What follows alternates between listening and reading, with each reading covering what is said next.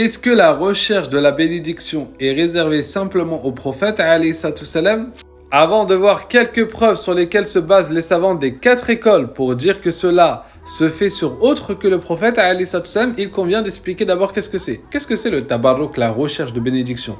En gros, c'est que tu espères que Allah Azza wa Jal te profite, te donne une certaine bénédiction par rapport à soit un temps dans lequel il y a une bénédiction particulière, dans un lieu où Allah Azza wa Jal a mis une bénédiction particulière, ou alors dans une personne pieuse, ou dans ses athars, dans ce qu'il a laissé, ses vêtements, etc., dans lesquels tu espères que Allah Azza wa Jal te fasse profiter de cette bénédiction qu'il a mis.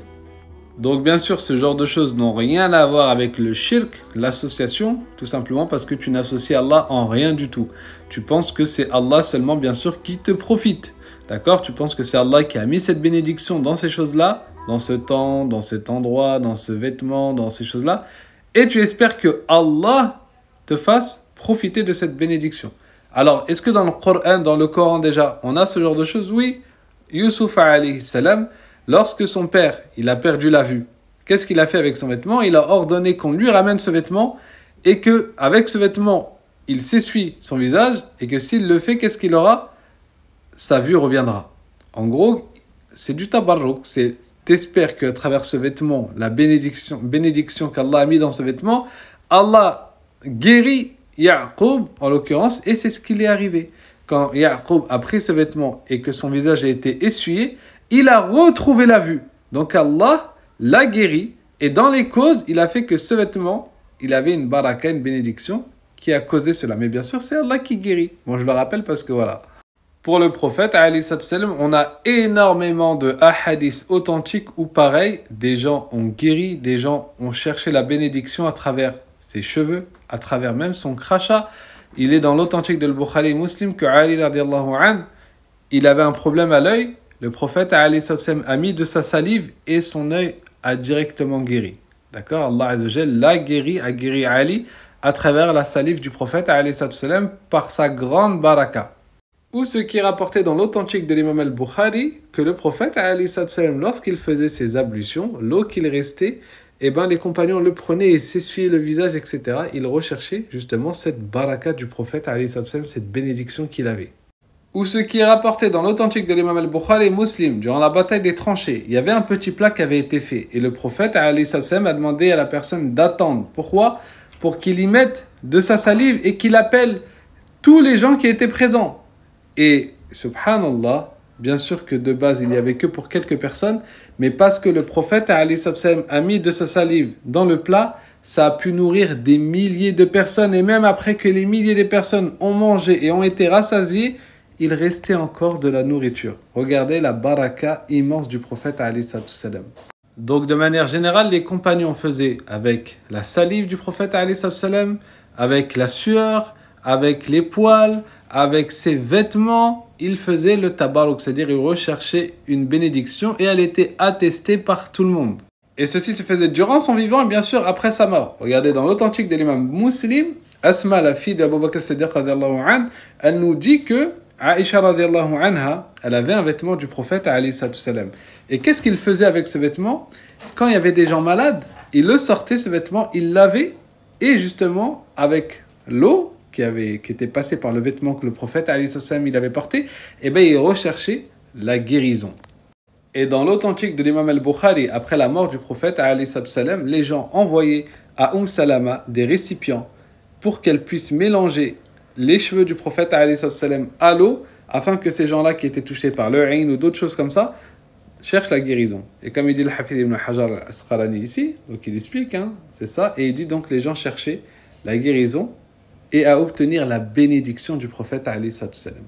On a vu que dans le Coran, Yusuf alayhi salam, il a envoyé son vêtement pour que Ya'qub justement fait la recherche de bénédiction et qu'Allah l'a guéri par cela. On a vu que dans les hadiths authentiques, le prophète a distribué ses cheveux volontairement, ou alors il a vu des gens chercher à travers sa salive, chercher à travers, comme on a dit, sa sueur, à travers toutes ces choses-là, la bénédiction, et il ne les a pas blâmés.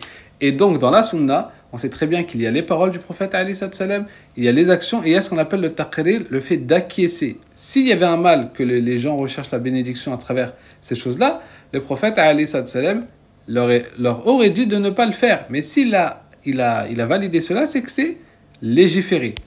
Et du coup, il n'y a aucune preuve que cela est réservé simplement au prophète alayhi salam. Parce que les choses qui sont spécifiques à lui, le prophète alayhi salam les a généralement précisées.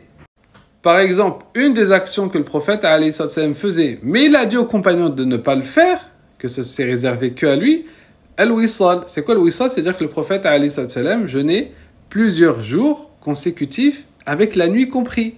Donc pour justement qu'on évite de croire que c'est quelque chose de recommandé, que c'est une sunna de le faire, le prophète alayhi salam a dit aux gens de ne pas le faire et que lui c'est son Seigneur qui le nourrit, qui l'abreuve, etc. Donc la majorité des savants ont dit que c'était makruh, que c'était pas interdit quand le prophète il disait de ne pas le faire. Mais dans tous les cas, en gros, regardez, là quand le prophète alayhi salam sait que les gens, s'ils le voient faire une action, ou si il dit une parole qui tend vers une action ou qui l'acquiesce, les gens vont tirer de cela que c'est une sunna, c'est quelque chose de recommandé. Alors, quand il y a mérite de spécifier, il spécifie. Et là, par exemple, il a spécifié que c'était propre que à lui. Et ce n'est pas du tout un argument de prétendre que les compagnons, majoritairement, ne faisaient qu'avec le prophète, alayhi salam. Donc, ça veut dire que c'est réservé au prophète. C'est le pire des arguments. Encore heureux qu'ils le font avec le prophète, alayhi salam. Et c'est athar, tout est présent autour de lui.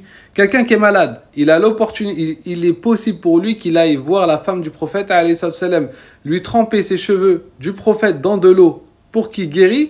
Et tu penses qu'une personne, il va aller voir quelqu'un d'autre? Mais subhanallah, les compagnons, ils le faisaient même sur le minbar du prophète. Donc il y avait toutes les traces, toutes les choses sur lesquelles le prophète, alayhi salam, a été ou a porté, où il y avait encore ses poils. Encore heureux qu'ils n'allaient pas se diriger vers quelqu'un d'autre, c'est logique.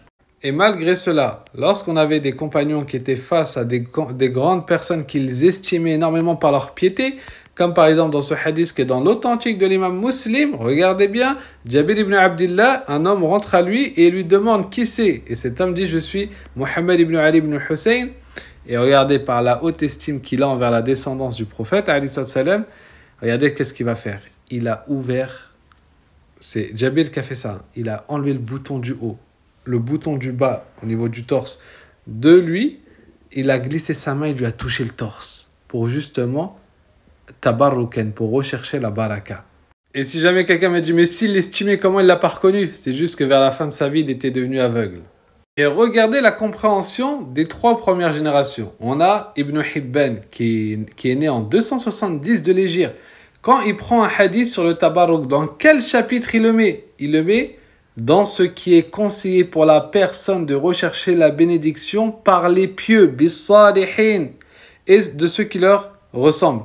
Donc vous voyez bien que les salafs n'ont pas compris cela, que c'était spécifié au prophète alayhi salam. Donc quand on dit qu'on suit les salafs, il faut revenir à la compréhension des salafs et pas délaisser la compréhension des salafs pour des contemporains.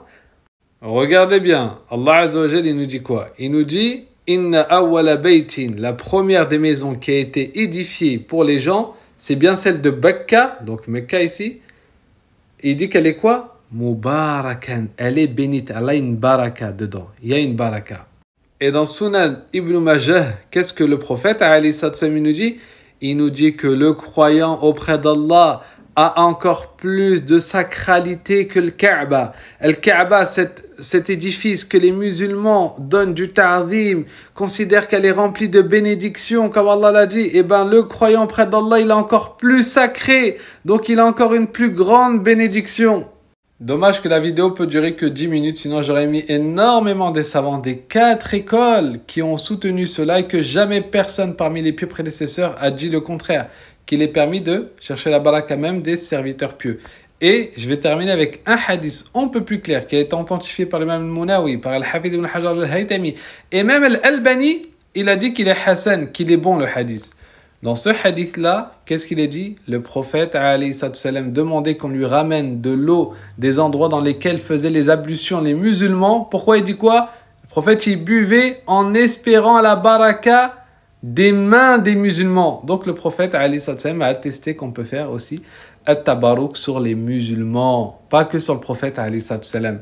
Bref, il n'y a pas de sectarisme à faire sur ce sujet. Il faut respecter la vie des salaf salih et pas imposer un avis contemporain, du moins qui est apparu au 7e siècle de l'Hégire, qui, comme vous l'avez vu, est marginal, tout simplement.